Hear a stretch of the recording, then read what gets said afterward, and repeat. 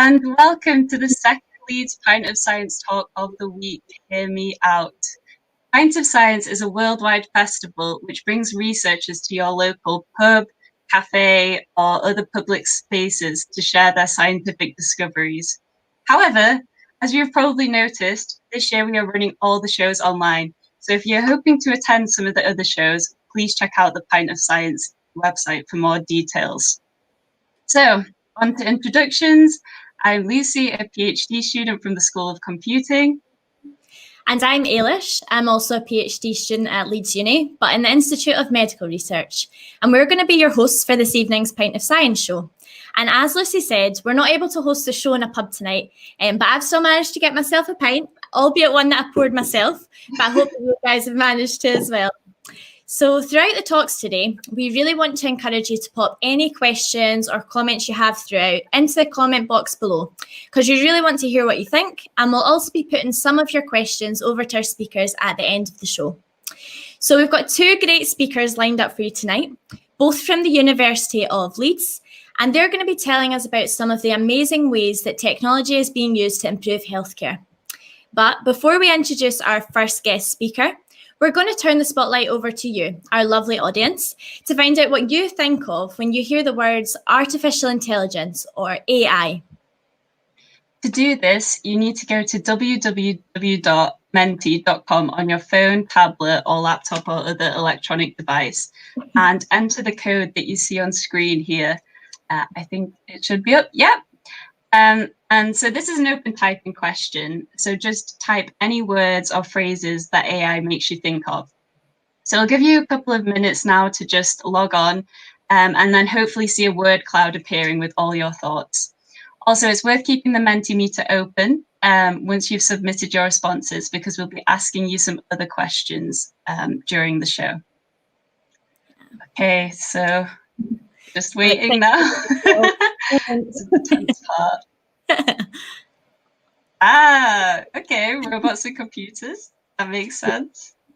Yeah, before I met all these guys, my background is not tech at all, so AI definitely meant robots for me. Okay. Yeah, the future. Well, hopefully today is going to convince you of that even more. Sci-fi. As well. These are all very positive as well, which is making me very happy. Oh, we've got pet robots. Yeah, some wait, no, we're getting what? Robots. I thought we might get Terminator. Terminator, more sci-fi. Yeah, so it seems to kind of range from like sci-fi films to real life applications, which is good. Oh, neural networks are getting slightly more technical now. Someone's an expert. I think there's some friends in the audience who are dystopia, so we're getting a bit. Oh, this is really great. Yeah. Thank you, guys. So I think we've probably got to the end of the responses for this one, / they're getting too small for me to see. So now that we've heard what you think, it's time to introduce our first speaker. Alinka Greasley is an associate professor in music psychology at the University of Leeds. Alinka's research focuses on the listening experiences of people with differing levels of hearing loss who wear hearing aid technology. And today she'll be talking to us about this hearing aid technology. So take it away, Alinka. Okay, thank you very much for the introduction. So as Lucy said, I work in the School of Music, and I've recently been working on a project which has been looking at how hearing impairment and hearing aid technology affects music listening behaviour. So that's why today I'm going to be talking to you about hearing loss and hearing aid technology. So some context. The prevalence of hearing loss in the UK is continually rising, mainly due to an ageing population, but also as a result of noise-induced hearing loss because of young people's listening habits, listening far too loud for far too long. The Royal National Institute of Deaf estimate that by 2035, 1 in 5 people in the UK will be living with hearing loss. More broadly, the World Health Organization estimate that around 2.5 billion will have some form of hearing loss. Hearing loss is associated with numerous negative consequences, such as difficulty communicating with people, withdrawal from social activities, and that can lead to isolation and feelings of loneliness.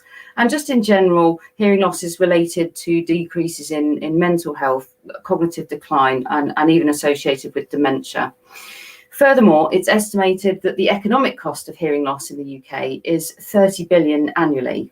These costs are related to lower quality of life and lost productivity due to higher unemployment among people with a disabling hearing loss. In short, hearing loss can result in high personal, societal, and economic costs. The good news is that hearing aids help. Hearing aids are electronic devices that amplify the sound delivered to the ear canal and are designed to amplify everyday sounds, speech, and music. Hearing aids are a proven, cost-effective intervention for managing hearing loss, and the use of hearing aids is associated with a decrease in negative psychological, social, and emotional effects. People who wear hearing aids for at least 8 hours a day reduce their chance of cognitive decline and dementia. Now, it's taken some time for hearing aids to appear in the miniaturized forms you see today. There's a long history of the development of hearing aids spanning centuries. In his seminal work on hearing aids back in 2012, Harvey Dillon identifies 6 major eras of development. And I'm going to be arguing today that I think we've entered a new phase, and that's the phase of AI. Now, I don't have time to go through each of these in detail, but I will pull out a few key examples. So if we take the acoustic era, this was characterized by ear trumpets, horns, and speaking tubes. They work on the principle of collecting sound from a large area and funneling that sound directly into the ear. Now, an everyday example of this would be when you cup your hand behind your ear. Essentially, you're doing the same thing. You're collecting sound from a larger area. And in fact, we can get as much as 5 to 10 decibels gain by doing that in a noisy situation. Here we see an example of an ear trumpet, Beethoven's no less. Other acoustic aids were designed to be concealed within headwear. One design of women's hearing aid was called the opera comb, which is currently housed in the Thackeray Museum of Medicine in Leeds. This hearing aid was worn in the hair as a decorative hair clip so that its wearer could hear the opera while still looking at her best. At the turn of the 20th century, there was an introduction of carbon technology. This aid contained a microphone, a battery and receiver, boosting electrical signal and increasing the number of decibels. During this era, the idea of amplifying different frequencies by different amounts was introduced, though there was limited frequency range and poor sound quality. The next invention was the invention of the vacuum tube electronic amplifier. This allowed for greater control over the electric current and greater gain, which meant that people with more severe hearing losses could be helped. However, these devices were quite cumbersome. They were heavy, not easily portable, and the large battery packs had to be worn on the body. In the next era, there was the introduction of transistors and integrated circuitry, the introduction of binaural hearing aids, that is, for both ears, and also a reduction in the size of components. This reduction in the size of the components meant that the components could be moved to the head rather than being worn on the body. Here you can see an example of a pair of spectacle aids from the 1950s. There were also developments in microphone technology and better understanding of the role of ear molds in delivering sound to the ear during this period. Now, if you're interested in these 4 periods of historical hearing aid development, you'd do well to take a trip to the Thackeray Museum of Medicine in Leeds, who have a large collection of hearing aids spanning 2 centuries. The next era is digital hearing aids, and this is where innovation really took off and revolutionised what was possible.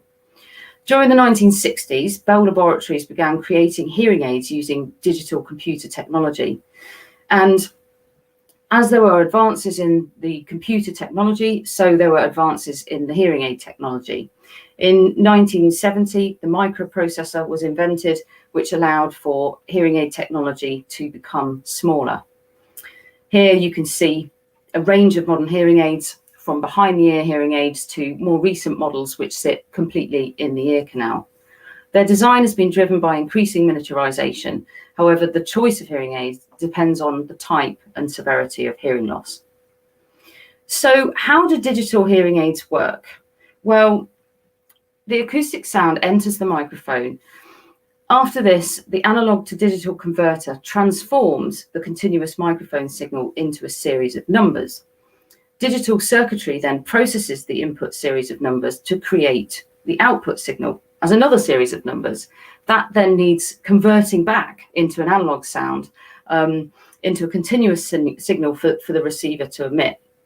Now, older hearing aids were analog, so they didn't have this digital circuitry within them. Now, there's a lot of clever stuff that happens in the middle box in the digital signal processor. This is where a person's hearing loss level is taken into account, so where different gains are applied at different frequencies according to their hearing loss, and also where various digital signal processing strategies are employed. What do I mean by DSP? Well, strategies such as compression. So one of the biggest problems for a hearing aid user is audibility, so the ability to hear sounds clearly. Now, it's not appropriate just to turn everything up, as we wouldn't want very loud sounds amplified further. So compression makes quiet sounds audible, but makes loud sounds more comfortable for the listener. As you can see on the graph here, the sound is processed in a linear way up until a compression knee point, which is marked here by the TK, after which point the sounds are compressed. So it's a way of making the sound more comfortable for the listener. Then there's a range of other strategies. So microphone directionality. Hearing aids can suppress the noise coming from behind or the side of an individual, which helps with conversations. There's noise reduction. The hearing aids can suppress noise that maintains more or less constant sound pressure level over time, such as traveling on a train or traveling in a car. And there's feedback cancellation, wherein the hearing aids suppress unwanted acoustic signals that feed back from the receiver into the microphone. And then also sound classification, wherein hearing aids identify different acoustic environments and automatically adjust their mode of operation. So some really clever innovation brought about by digital technology to help people to hear better, particularly for speech perception. Digital technology was then further transformed by wireless technology. Bluetooth connectivity enables transmission of signals from devices to hearing aids without degradation caused by noise and reverberation that accompanies the propagation of sound waves in a space. It improves signal to noise ratio and eliminates feedback from the microphone because the signal bypasses the microphone and directly enters the hearing aids processors. Examples include assistive listening devices such as Roger pens, wherein a speaker wears a microphone and the signal is sent directly to the hearing aid. So, for example, if I was lecturing in an auditorium, I might wear that microphone, and then it would wirelessly transmit to the hearing aid user. Other examples are a direct connection to another device, such as a phone, personal stereo, or TV. More recently, wireless connectivity means that an audiologist can make adjustments remotely. This is known as telecare. This capability has been around for some time, but audiologists' use of it has been accelerated by the pandemic and by remote working.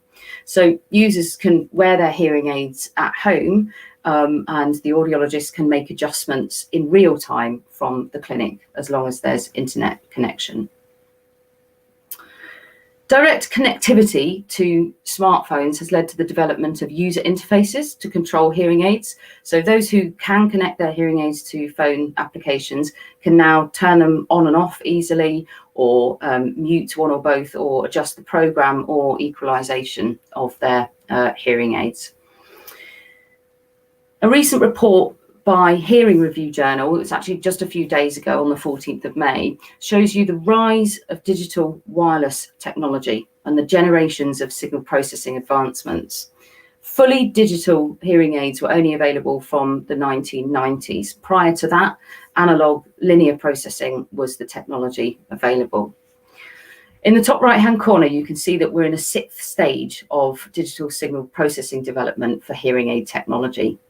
I've talked briefly about phone applications and telecare, but there are increasingly advanced technologies using AI and machine learning and sensor technology. Let me give you a few examples. So hearing aids are benefiting from the inclusion of deep neural networks. Deep neural networks mimic the way the brain works in segregating sounds. Hearing aids scan the sound scene and compare to a bank of sound samples in order to make a decision about how to process a signal and how to balance the different inputs. One hearing aid manufacturer, Oticon, has trained their deep neural network with 12 million sound samples. That might be samples of a restaurant and the hustle and the noise in a restaurant. It might be at a train station, or it could be on a busy street.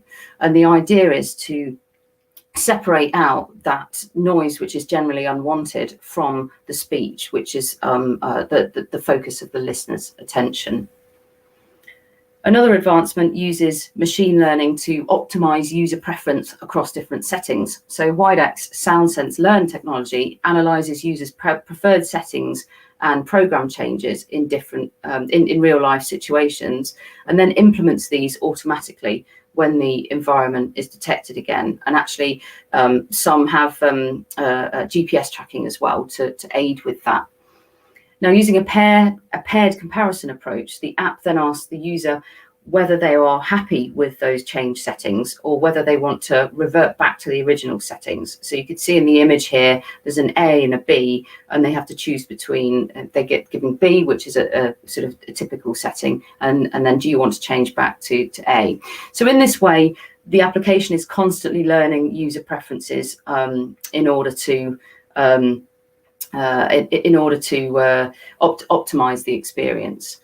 And that's not just optimization for the individual, but that individual data then becomes part of a much larger manufacturer database that can be used to optimize settings for all hearing aid users using that specific technology.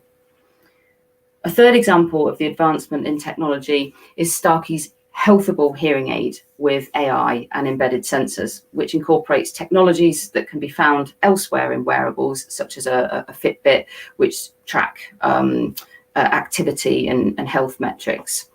The Healthable hearing aid has all sorts of different functionality, as well as deep neural networks for sound classification and speech enhancement. It has two apps that work simultaneously. One logs activity such as steps and movement and hearing aid usage and engagement, and the other, which is it allows the hearing aid user to share information about their physical activity and their hearing aid usage with pre-selected people. That might be family members or friends. Now, this hearing aid has a built-in sensors for fall detection. And so if the user has a fall, then loved ones will be identified. That will be identified to loved ones. This is particularly useful for elderly users who live on their own. It also has a real-time language translation facility trained on 27 different languages. So hearing aids are becoming increasingly sophisticated due to the powerful combination of the signal processing, AI, smartphones, and wireless connectivity. It will be interesting to see where they develop next. So to summarize, hearing loss can have negative personal and societal impacts if it goes untreated, if there isn't early intervention. There are currently 11 million people in the UK with a hearing loss, and about 6 million people who would benefit from wearing hearing aids, but who aren't currently. I hope this talk, in this talk, I've demonstrated that hearing aids have undergone a massive amount of technological development over the years, from ear trumpets to machine learning, and are hugely beneficial for managing hearing loss in effective ways. In particular, the possibilities afforded by artificial intelligence are numerous. They're going to become increasingly sophisticated for classifying sounds and automatically adjusting the ratio of speech to noise to help with communication.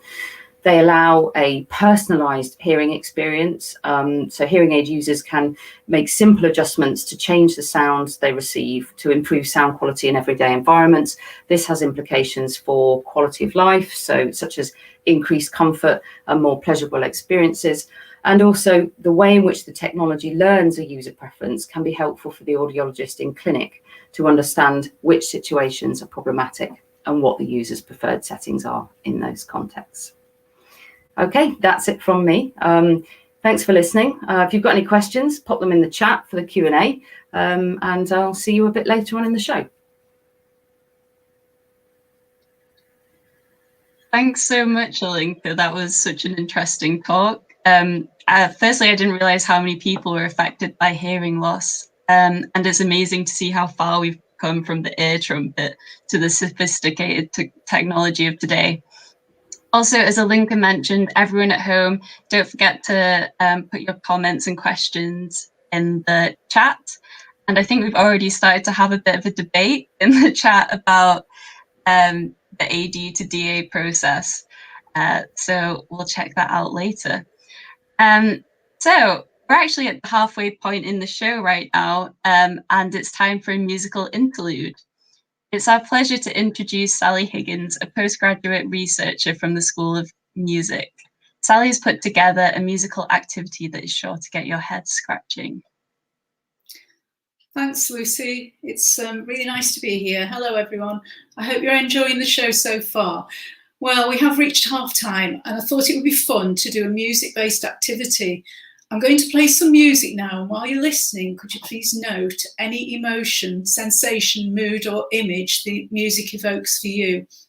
You can submit it to the word cloud using the same code that you used at the beginning of the show. Here we go with the first piece.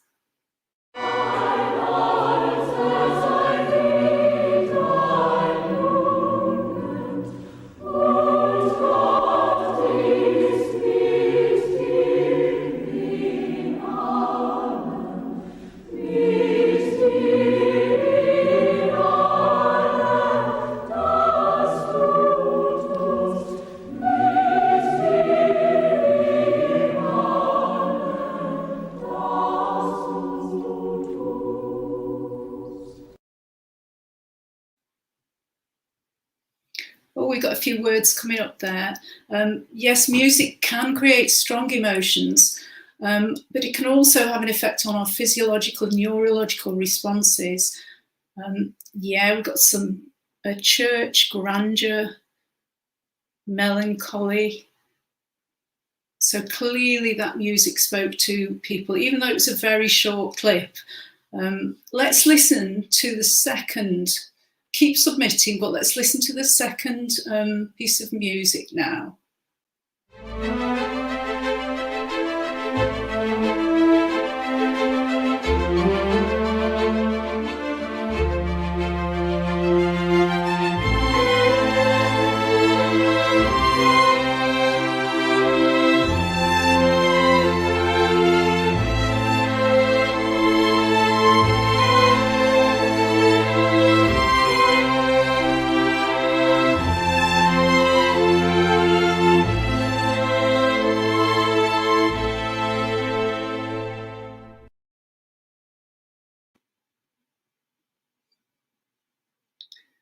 Again, we've got lots of words coming up. As I said, music can affect us emotionally, but also physically, and has neurological responses. It causes neurological responses. As a result of this power of music to cross over, it does have beneficial effects in healthcare. For example, it can be used to retrain motor and language skills after brain injury. It can be used to reduce stress and anxiety and aid sleep, improve cardiovascular health, and general mental well-being. Music's also very useful in facilitating communication and connectedness in people with complex needs, and also in people with dementia, especially in the area of trying to trigger memories. Moving on. If we move on to the next slide, it might surprise you that the pieces you just heard were generated by AI or algorithms. We are increasingly finding that music is being composed or generated by machine learning, and it's making inroads in the arts and music, and technology's reached a point where machine learning can generate functional music with the expressive ability to encourage certain emotional and physiological states in the listener. AI music generation systems are showing promise for use in therapeutic contexts, as they've got potential to create bespoke music which is tailored to an individual's health and well-being needs. Machine learning may eventually generate infinite soundtracks guided by biosignals of the listener. We can see here there's a closed feedback loop, and the current research has suggested that physiological and psychological arousal can be measured via EEG or galvanic skin response, and it can be used to inform real-time generation of original music with the necessary expressive features to induce emotional and physiological states conducive to relaxation or reduction of stress or fear response in the listener. This is just one possible healthcare application of AI-generated music. It's not quite there yet, but it's starting to be investigated. AI music is appearing in other walks of life as well. I thought it would be great to have a little quiz now. I'm going to ask you to listen to some more pieces, and this time I'm going to see if you can tell the difference, tell which one of the pieces has been composed by the AI and which has been composed by the human. The following 4 questions contain 2 short musical clips. One's the AI composition, and the other human. There'll be a short break in between each excerpt. Okay, so here we go with the first question.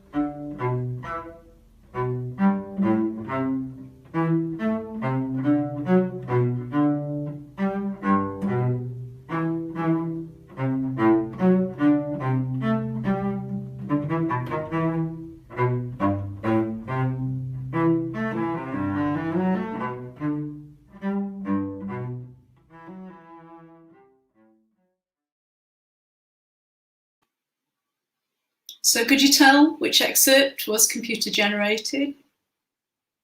Let's have a look at the answer. Okay, so the first one was the AI, the second one was the human. Let's have a go at another one. Let's look at the next one. These are piano pieces, so think which is the AI.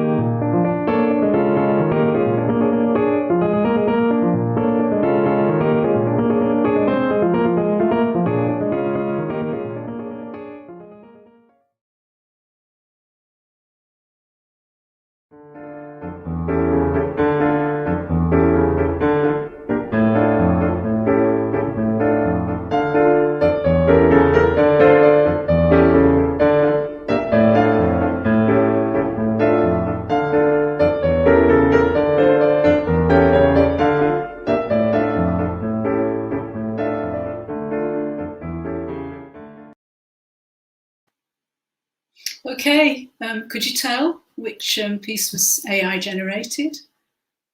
Let's have a look at the answer for this one. Okay, so the first one was a human, composition. The second one was AI generated. Now you've had some practice with those. We've got 2 further questions, but they're asking you the same thing to look out for the AI, but this time can you submit your answer to the Mentimeter? It's using the same code that we used before. So let's have a listen to the third excerpt. These are pop songs. Never stop down on the ground. The rainbow led me to the sun. Please, mother, try and then play it again. When you call it 3 a.m. in the morning, I just feel like ignoring. Don't have time to listen to your problems. Lord knows I've got them. I got you when you're falling. Just get up and pick up.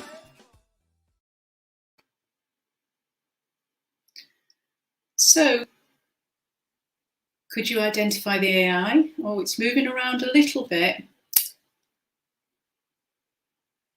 Getting closer.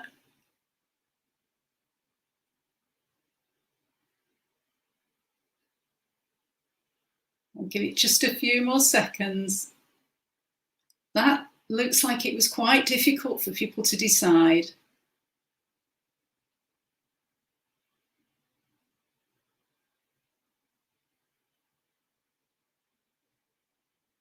Okay, so I'll leave it there for now. I'll show you the results on that. At that point, I'll show you the results. Here we go. So the first excerpt was AI and the second excerpt was a human composition. They were both performed by live musicians. Okay, so we come to the final question now. This one's an orchestral film score question. So again, can you submit to the Mentimeter which one you think is the AI? Good luck.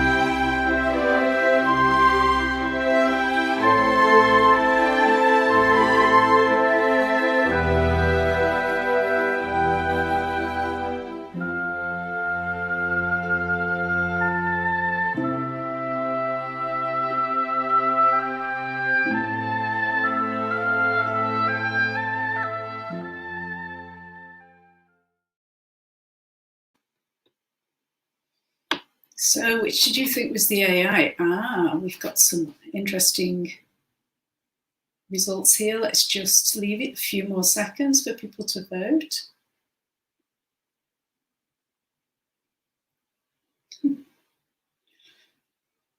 It's great to watch it in real time.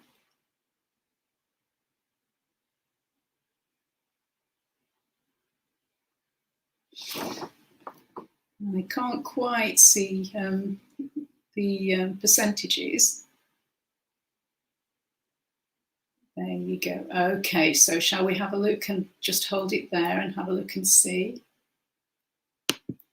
So the first was the human composition, the second was the AI composition. So well done for spotting that. Although again, it's reasonably difficult to decide.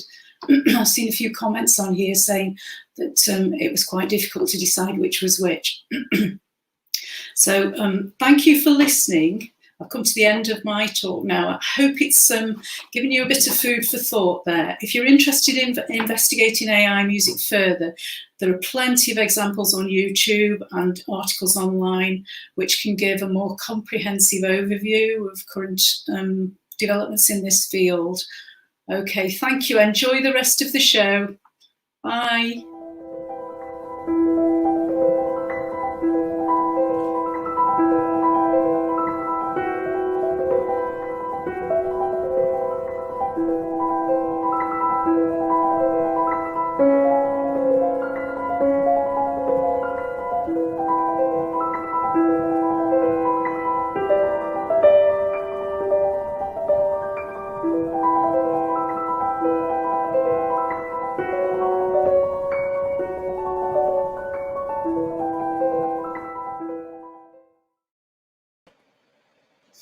Well, thank you so much for that, Sally. That was so much fun. I was totally convinced I'd be able to tell which of those clips was actually composed by humans, but you totally proved me wrong. And from the looks of the comments, the audience feel the same way. Anyway, I hope that you all enjoyed that and that you all had a chance to refill your drinks and are ready for the next half of the show. So now we have our second talk of the night from Professor Alex Frangi, who is the Diamond Jubilee Chair in Computational Medicine and the Royal Academy of Engineering Chair in Emerging Technologies at the University of Leeds. And Alex is going to speak to us about developments in computer-based clinical trials on virtual patients and what these mean for the future of healthcare. So take it away, Alex.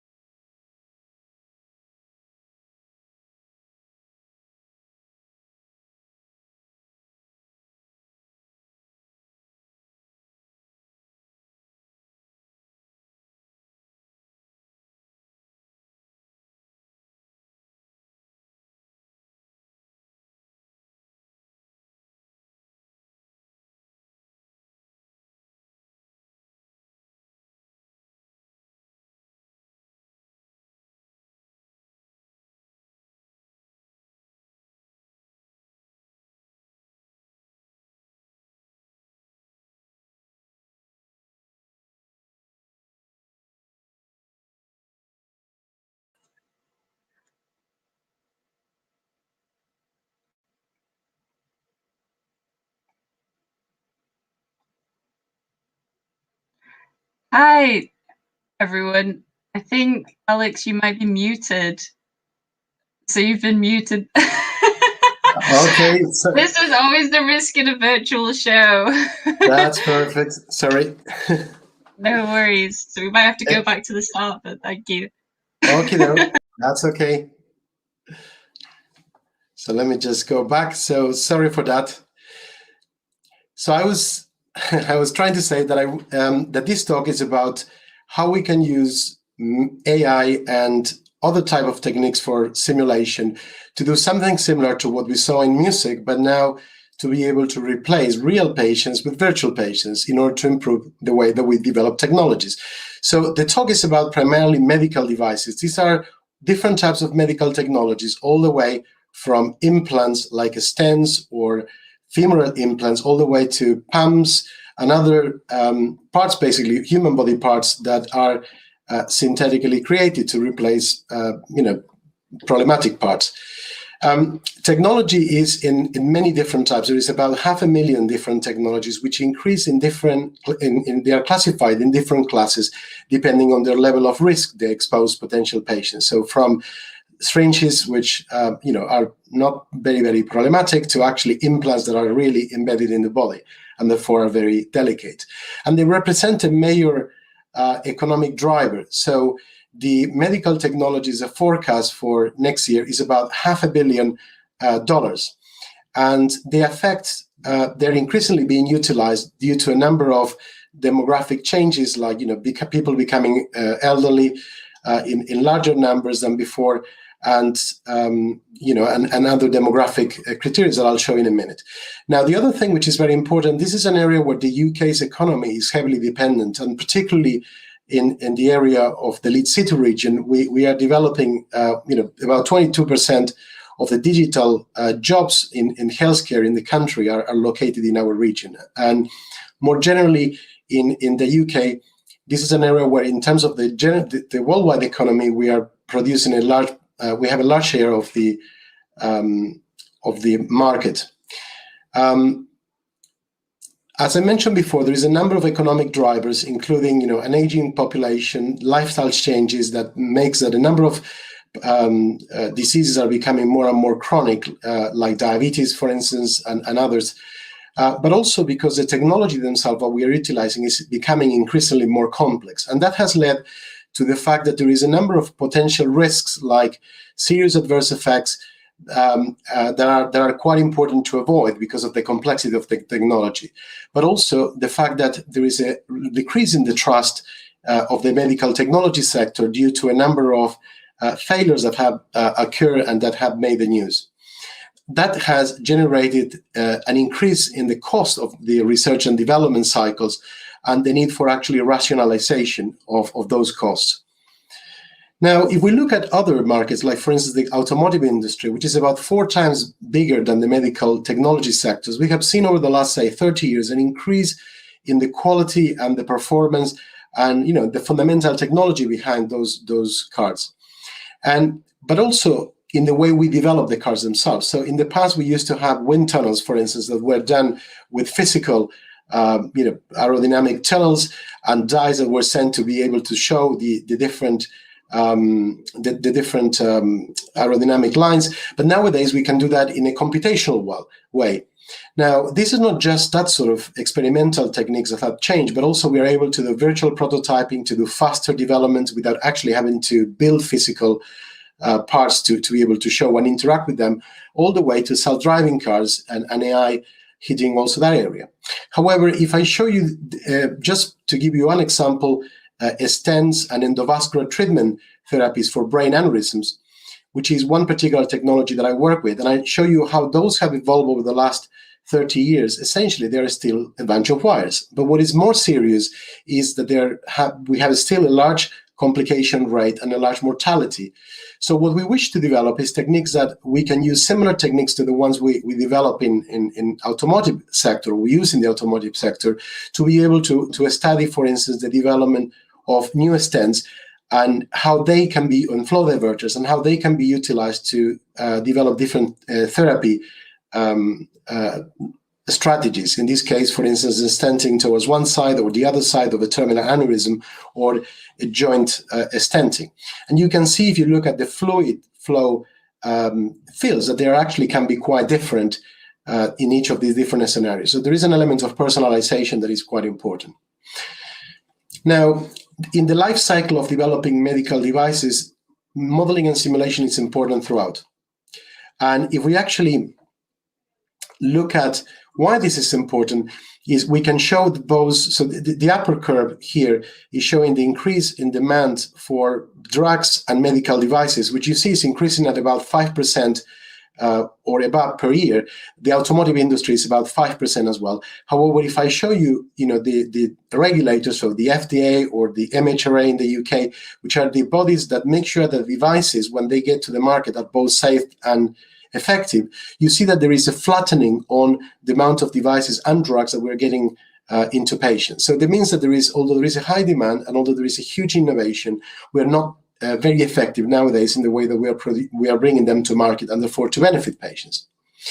And if you look more in detail in which phases of the production of the life cycle of these devices we tend to have the problems, there are two what is called valleys of death, both around the area where we go from the research to the first prototypes, but also when we go from prototypes that have been tested in animals and we do the first test in humans. And these are the two areas where technology tends to break and where a lot of devices and a lot of technologies are sort of having to be dumped. So what computational medicine is trying to do is to develop methods for generate evidence of safety, meaning that the use of that techniques has more benefits that outweigh the possible risk of the techniques, and also more effectiveness, which is that there is a proven significant benefits of utilizing those technologies. Now, how do we create this evidence nowadays? So there are different ways in which we can construct this evidence, both with bench studies, with animal testing, with human testing, or computationally. And nowadays, if we look at the way these different ways of testing are utilized, we're in a situation where about a third in equal proportions, we use bench testers, animals, and humans. Well, what we would, and very little computational modeling. What we would like to move is from this situation to a situation where we utilize virtual patients and much more computational modeling so that we can reduce the amount of bench testing, which is very costly, but also animal suffering and humans being put at risk. So let me try to explain a bit more what do we mean by in silico trials, which is the term that we utilize as contraposition to clinical trials, which is the techniques that probably most of you know is utilized for testing devices or drugs or any other technology. So here the idea is to create virtual replicas, very similar to the way that Sally was showing that we can generate virtual music. So virtual replicas of human models. Most of the times we refer to virtual parts rather than full body systems. And then models of the devices themselves, and also models of the use conditions for those.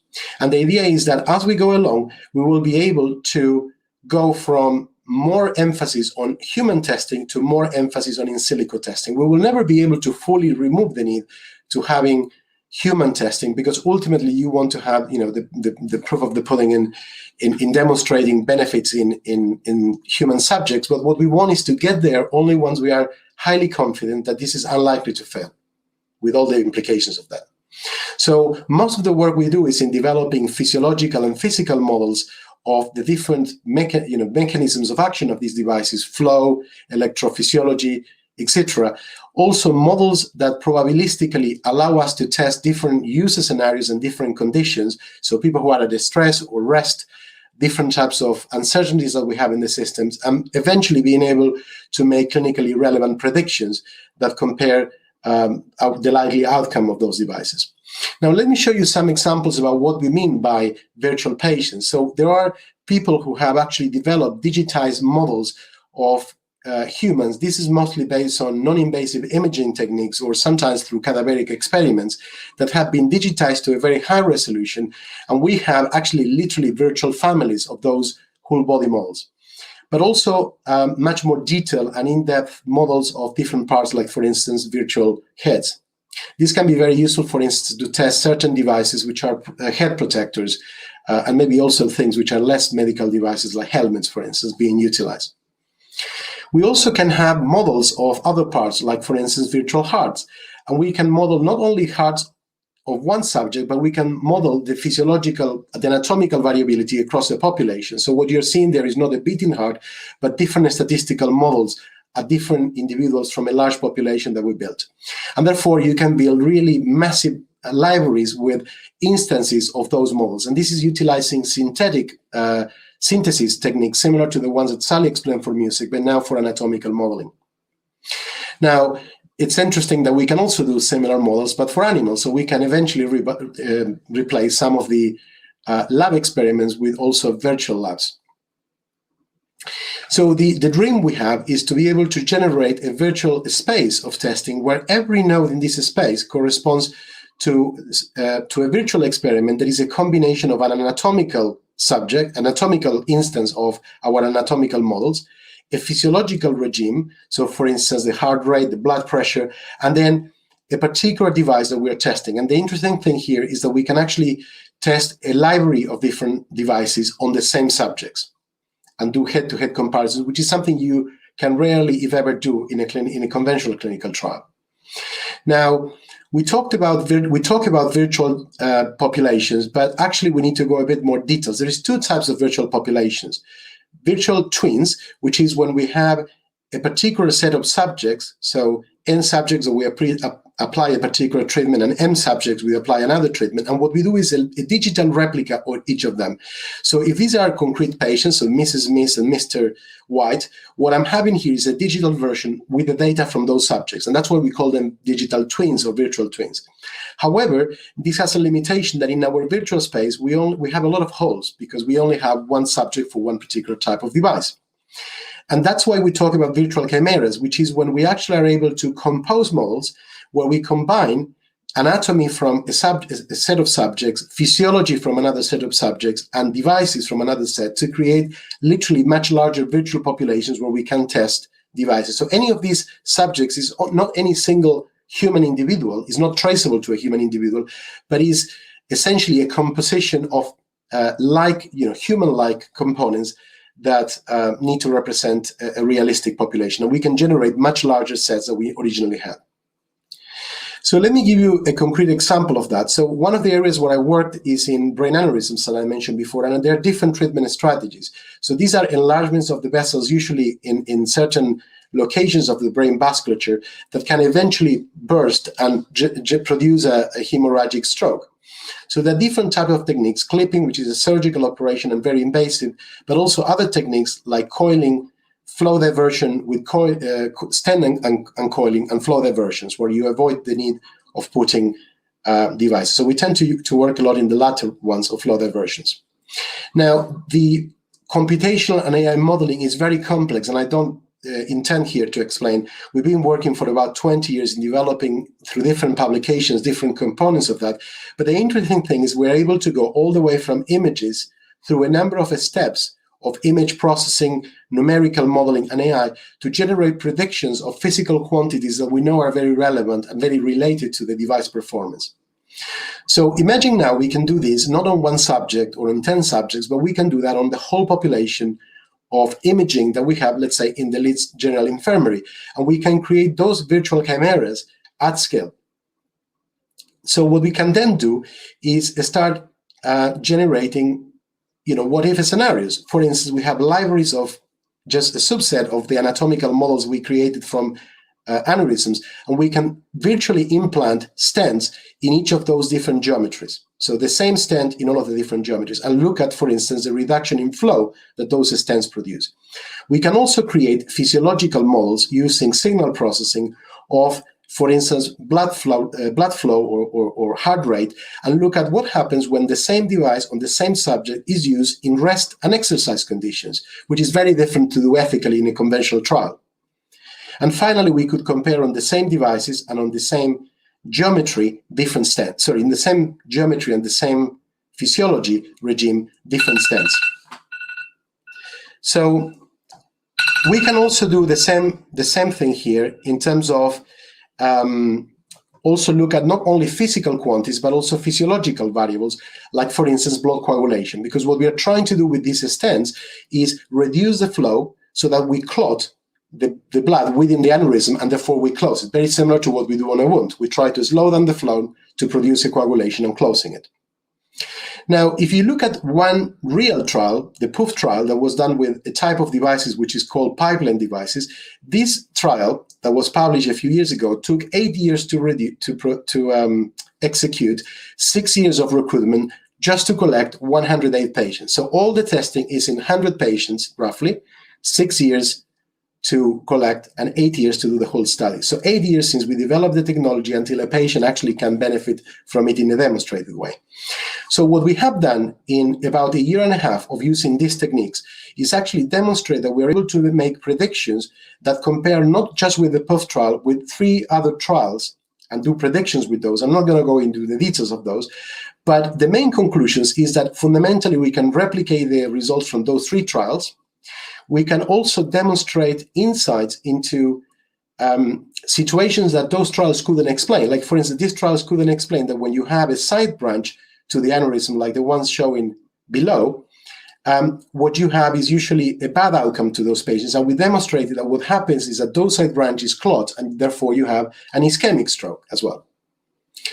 So to conclude, what we are trying to do in this space, and what I hope I try to illustrate, is that we're trying to build the Teslas of the medical devices.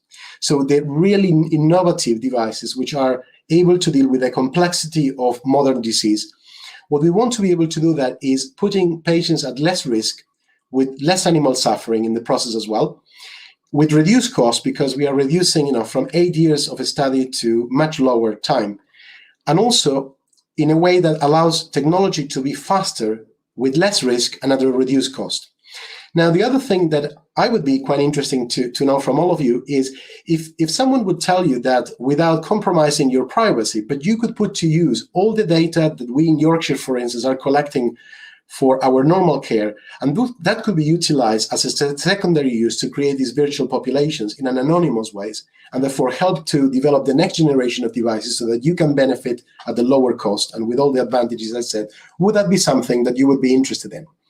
And finally, just to say, this is a transformation that is happening in Leeds. So we are contributing, it's an international effort, but we are making our contributions. And finally, that this is team size. It's not just myself, I'm just presenting here, but it's a very large team of students, postdocs, clinicians, industrial collaborations, and of course, also funders that are supporting us. Thank you.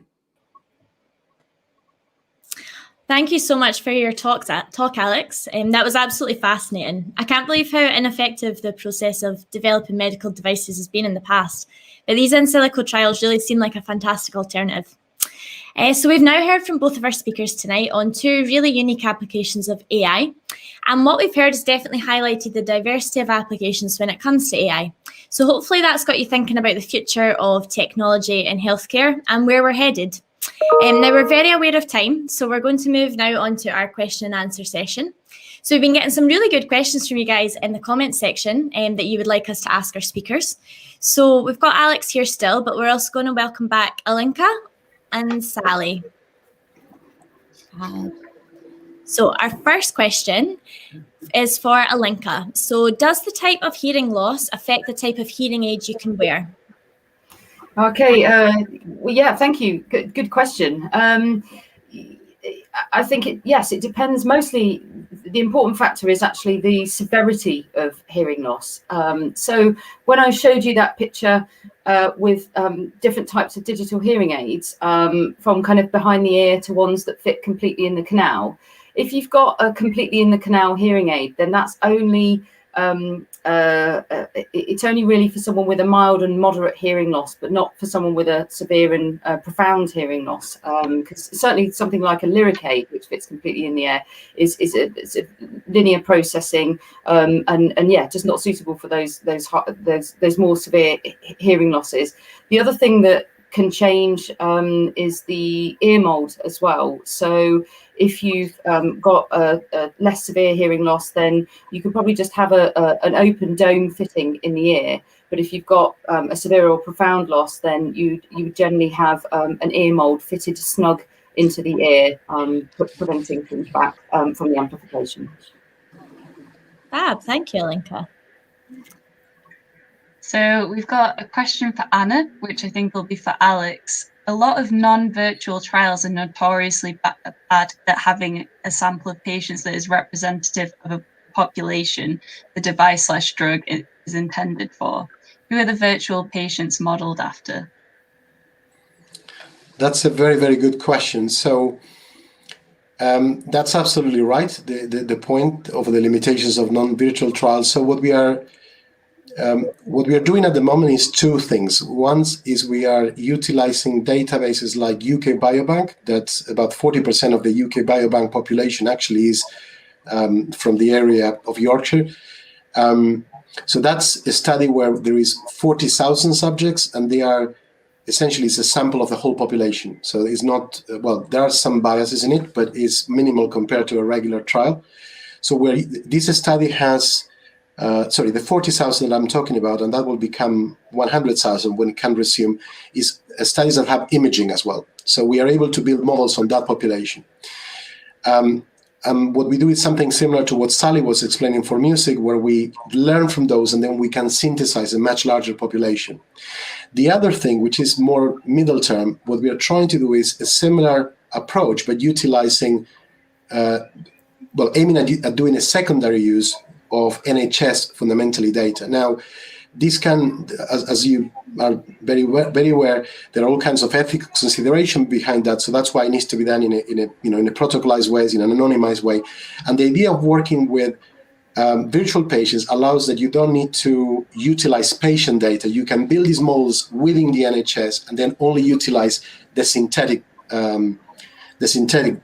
data sets that you generate. So it's similarly to if Sally would utilize the actual music from real composers, create this model, and then transfer the synthesizer of those musics as opposed to the original music itself. So there is no problem of rights in that sense, of copyrights, if that makes sense. And in that case, we would be using just, for instance, the Yorkshire Imaging Collaborative, which is a very large study in Yorkshire, is about 3 million patients. So imagine if we could amass that sort of data to actually build these chimeras and models that I was talking about. Wow, thank you so much, Alex. So, okay, we've got one last time for one more question, I think. So it's from Freya.